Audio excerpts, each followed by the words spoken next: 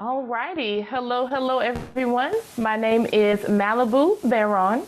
My background is black. I am wearing a black suit jacket with a peach shirt, and it says choose kindness in white writing on the peach shirt. I do have brown short hair and glasses. My pronouns are she, her.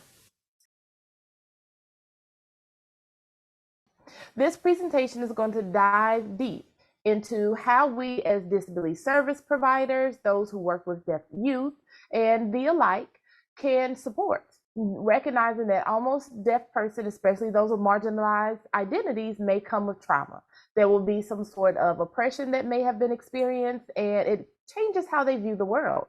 It causes some differences. So we need to acknowledge, recognize, and how we can continue to provide service to not re-traumatize them again. Let's move on to the next page. So introducing myself, as I mentioned, my name is Malibu. I do have a K-12 background working through mental health, trauma-informed work, as well as working with interpreters and different stakeholder groups and helping the community to be a more healthy space for all. My life's work is to be authentic, open, and to talk about real things that are happening in our community and society. If we want to see the change, we have to be the change. It starts with us. That's within my core values, and I am continues my commitment to that. I am a deaf community member as well, so you will see some tips that I will share in this presentation that is based on my past work. If there are any questions that do pop up, or anytime that you want to discuss it, maybe we aren't allowed because we are limited here, you can contact me through NDC and it'll be a worthwhile conversation. Let's move forward. As you can see on the slide, there are 4 focus areas for today. First are courageous conversation guidelines. How we can approach uncomfortable conversations in a way that can transform conversations that happen in your office through emails or one-on-one that are critical for transformation. Next, what is trauma responsiveness? There may be conversations or trainings that you have attended where you have noticed the term trauma responsiveness or trauma response, so we'll go over that today. There's no right or wrong, it's just a way to describe things, and you're also welcome to disagree with me. We'll talk about creating a trauma responsive space and why that is important. Once we go through the why, we will be thinking through why being trauma responsive is important in the first place.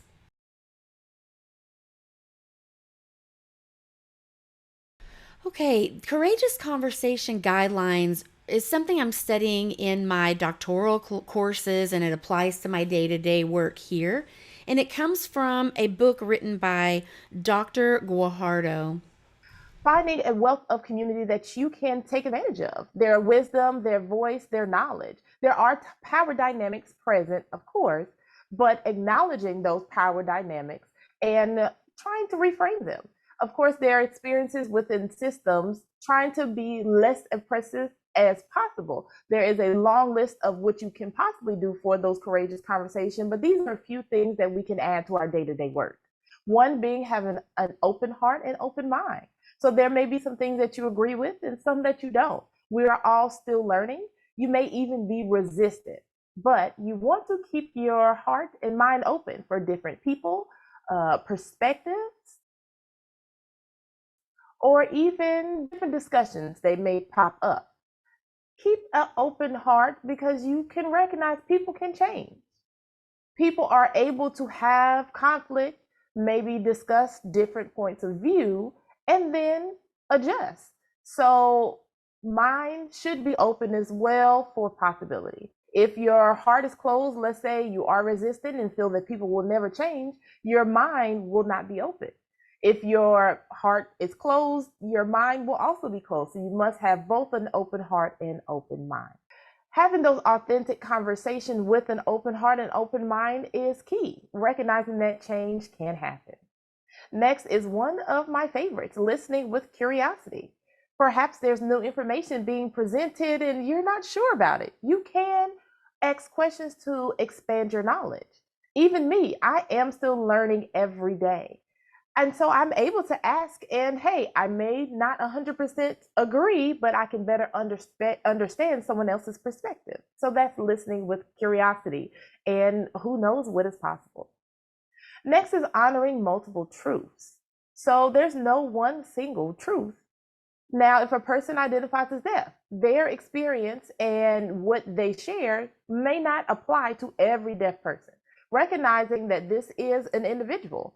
So that one individual experience is not the same for others. This is one truth, and other truths will be delivered. And as you know, the last 3 days we've been going through an amazing conference, and we've seen so many different perspectives, so many different humans. Human beings do not have one narrative. So you have to keep in mind that maybe even the students that you work with, you're able to see different perspectives, maybe 4 different perspectives, 4 different stories for 4 different individuals. So your program should become more inclusive, keeping in mind the differences from us all. Last but not least, of course, taking care of yourself. How are you managing your time or even some of those difficult conversations? Being sure that you're taking breaks as needed, maybe 5 minutes to breathe and stretch, and then come back to it. Self care in the long term can be revolutionary in a system that has been broken for deaf and disabled people who face challenges every day. So, taking care of yourself is critical and can have a lasting impact. Next slide. Now, the courageous conversations. There's one thing that you want to keep in mind, the conversations, and there's going to be some questions at the very end that hopefully you can bring to, let's say, your leadership team meetings, admin meetings, meetings with students, etc. Having those courageous conversations that we're talking about online, you can definitely find in books, through Google, in different spaces. There are a lot of people talking about those courageous conversations. You want to go ahead and adjust those to fit your needs. What does your specific content area look like? The courageous conversations, what is the trauma response that you may encounter and how would you respond to that? Being mindful that if you see trauma and recognize that it is happening, it can also play a role in everyday life for those involved. It does not just appear and disappear. It's not healed and the box is checked. It's going to appear and it may even become the new norm for that person depending on their life experiences. And so we have to keep that in mind. It's part of their lives. Students, staff, community as well must understand that the trauma is there and how does that affect how we navigate through a system. If you're being re-traumatized in the space, we have to keep that in mind. Everyone has a level of trauma. It may be, keep in mind, the physical space or the communication-based space, recognizing that there are different avenues within space and how we can find how best to mitigate the need. Maybe there's someone eating and drinking there, and maybe you have to be mentally prepared to go into this space to feel safe so that you can be prepared what may come up within that space because of trauma. Offering food and drinks can definitely help make that space feel safe. Just being mentally prepared in a positive energy area. Once you're mentally prepared, if the space changes and it becomes unsafe, it must be recognized. Trauma investment can be on a spectrum. So we have to keep that in mind regardless of the space we're in. Next page. As you can see here, these are some strategies that we had just spoke about. And then now we're looking at some trauma within our system for the individual, the college or university, or society. We recognize that sense of belonging, we may even as an individual be experiencing an acute trauma. Maybe it was a one-time thing, car accident, what else could I say? Let's say divorce, death in the family. That would be more acute, so one-time thing. A chronic trauma may be neglect, abuse, language deprivation, let's say that dinner table syndrome. Hopefully you've heard of that before. So that would all be considered chronic. A complex would be a mix of both acute and chronic traumas that may be experienced. And last is intergenerational. So it may be a family experience. Let's use slavery, for example. Well, yes, slavery has ended many years ago, but the system is built against and the trauma is built into that individual's DNA. So that is something that is intergenerational that we can recognize. Moving on to collegiate or university, let's say climate. So day to day practices and policies that are set and in place, whether it be written or unwritten, because sometimes the system is there. And if the system is re traumatizing students, the college and university would then become inaccessible. I know once you experience inaccessibility and not being fully able to engage, that causes an additional trauma that falls within policy, procedures, and practices. Last but not least, we do have our societal traumas, discussing the current isms, things that are happening in the world that is impacting, let's say, the Jewish community, the Palestinian community, things that we're seeing. These are happening day to day. So you may think, oh, well, these are things that have happened in the past. No, there are things that are still existing in those isms. Being able to name it and recognize that it's happening and that it can also cause trauma. Next, of course, is historical. As I mentioned, slavery, continued abuse. Must mention death, oppression, and different experiences for the deaf community as a whole. So you may not see it as much now, but you are seeing that oppressive belief that may be held because of the societal view of deaf people in general. For a number of years, there was a belief that deaf people were not intelligent, could not read or write, could not independently live and function. That became ingrained and it became an attitudinal bias about deaf people as a whole. So keeping in mind that trauma can be for the individual, college or collegiate level, and then societal. And those are layered upon one another. Let's move on to the next page.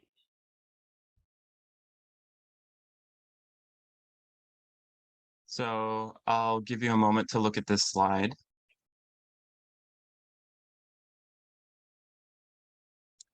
Now, I've named some traumas, but what do they look like in individual situations? Trauma-inducing means that it's going to cause trauma in the individual, and a lot of trauma-inducing things happen unintentionally. People are going about their days and they unintentionally cause trauma. Rarely is it focused on that impact or trauma. It can be complex and it's not always clear when you're asking for accommodation, and that can be trauma inducing. When I was applying for my PhD program, I didn't know how to request for interpreters, and it was difficult to find that form on the website. I had to contact 3 people and finally arrange that accommodation, but I needed to do it 6 weeks before the semester started, and luckily 3 weeks before the semester started, I was able to get those accommodations worked out. And it's because it wasn't expressed in a clear way and I didn't know who to contact. So as a deaf person, I didn't know how to set up my accommodations. And that feeling of stress became traumatic. And I started to worry if the interpreter didn't show up, what I was going to do. These sorts of situations can be trauma inducing. And I have one person who made a comment talking about COVID-19 and class struggles in colleges and universities can be trauma inducing. And yeah, these layers can cause chronic trauma where you experience a pandemic, and as well as 9/11, when that happened in 2001, it can cause acute, complex, and chronic trauma. And humans love to categorize things. So 9/11 is one example where there are multiple layers of trauma that happened in society. It's the same sort of thing with COVID. So trauma inducing, that students have documentation for their disabilities and requiring that each year so that they have to disclose their disability over and over again and identify themselves as a person with a disability, whether they're deaf autistic, deaf plus, or a deaf individual. They have to constantly disclose those things, and it can be trauma inducing to have to prove their disability over and over again. People say that it's unintentional, they just want to make sure, but they are unintentionally causing trauma. So that's something to keep in mind. Now, for microaggressions, I want to emphasize there's nothing micro about an aggression. It means it's daily harm that a person with a disability may experience. It could be associated with their disability. It could be vague comments saying, "Oh, wow, you write very well." And the person who's experiencing trauma may wonder, do they think that I write well and they're surprised because I'm deaf? And these sorts of things can hurt that individual. When interacting with the coordinator of the program, they may assume, well, this student is in a PhD program, they'll get along fine. Or this is an undergrad student, I need to give them some more advocacy skills. Those are internalized attitudes and biases, assuming what a person needs without having a conversation with them, but rather telling them what they need. And that student may not need those particular accommodations. They may just want an interpreter or just want something else. So that whole process can be trauma inducing to a student. The accommodations process is complicated and unclear. I say that intentionally because every person you meet will have different accommodation needs. Some of your approaches could be trauma inducing, so it's important to transform your space into a place of trust, transparency, and receptiveness to feedback. If something in this process is trauma inducing, then you need to be trauma responsive. This simply means you have these items in place from the beginning so that students feel the trauma-informed space you've created and get a sense of relief when communicating with you and your office. Now, this is the ultimate dream, right? Because almost no place is 100% trauma responsive. No matter how perfect the framework that has been put in place, trauma is so complex that what works well for one person may not work well at all for another. Regardless, trauma responsiveness should be the ultimate goal. So what does it look like to navigate that? First, create and coordinate services that are easy, efficient, and accessible to everyone. When this is done, a student can enter the office knowing what steps they need to take to get the accommodations they require. The steps and information should be easy to find. Create a space in your office and emails that is warm, compassionate, and approachable. Remember, again, emails are in English. But even if you send a video in ASL, the message could be received differently than you intended. So focusing on that ultimate goal, be mindful of the language you use, how you communicate expectations with the student in a way that will be understood, so they will know what it is you need from them. Finally, what will be an ongoing issue is that students will request mental health services and support. Normalize this process in your systems. The mental health provider may be hearing, and the student may not want to use the same interpreter they have in class and could be unsure on how to make the request. So be prepared for a warm response to their request, asking what type of interpreter they seek and what type of counseling support they need. That type of response normalizes the need for mental health support. If you find yourself assuming the student seems fine and doesn't really need mental health support, that requires you to do your own personal work. So normalize that people will need mental health support. Earlier, I mentioned courageous conversations. Now let's talk about how you can apply that to your day-to-day work and with people that you encounter. We will look at what you can do, not what the system should do, but what you can do. Remember, you are the system. The system is you. We look at leadership and people who makes those decisions and we just think, well, that's the way it is. I hate it, but what can I do about it? You work in that space. You are the system. So what can you do as a person to transform the system? What policies and procedures are in place that create barriers rather than help or support to students? Forms, are the forms accessible, or do they create a barrier to support? Maybe you require a student to choose only one form of accommodation. They can't choose multiple forms of accommodations that work well for them. That is a barrier. Who are these policies and procedures actually helping? Practice trauma informed work. That will create a ripple effect in the areas where you work. People will see and duplicate what you are doing. What ways can your supervisor and administrator support you in creating that space? When we're thinking about that space, it can mean a handbook, your website, in conversations you have, in policies. Anything can be included in formulating this quote space that I'm talking about.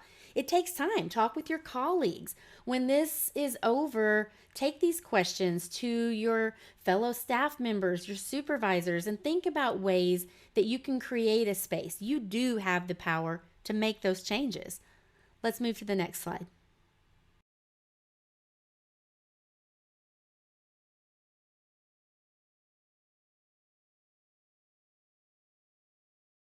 I've got some action steps here, things to consider or things to do. And they seem like small actions, but they'll have a large impact on changing the system. And sometimes taking those first baby steps lead to the college or university or your particular department or office. Those little changes can change the dynamics of those spaces. And having conversations in a particular way can also change the culture of those spaces. Your college or university website, during the breaks today, if you get a chance, go to the website as if you were a new student and see what it looks like. Count how many clicks it takes to find the information that someone who needs accommodation may need. And if it's more than 3 clicks and it brings you to another website, then there's barriers there. And make sure when you need to ask for accommodation that it's clear how to do that. How do you actually navigate those online spaces? And what does it look like from the student's perspective?